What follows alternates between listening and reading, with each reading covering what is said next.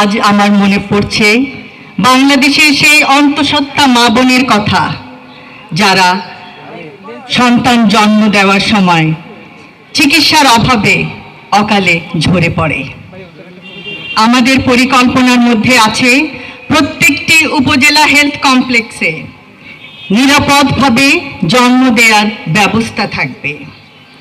মা ও শিশুর পূর্ণাঙ্গ স্বাস্থ্যসেবার দিকে খেয়াল রাখতে হবে। আমার আজ মনে পড়ছে অবহেলিত সেই কন্যা শিশুর কথা, যে প্রতিদিন ভয়ে থাকে, শঙ্কায় থাকে সে বুঝি বাল্যবিবাহের শিকার হবে, কখন তার জীবনের স্বপ্ন চুরমার হয়ে যাবে। আমরা নিশ্চিতভাবে বলতে চাই, বিনামূল্যে শিক্ষা সম্প্রসারণ, মেয়েদের স্নাতকোত্তর পর্যন্ত শিক্ষা নিশ্চিত করা হবে। কোনো কন্যা শিশু আর মন খারাপ করে থাকবে না।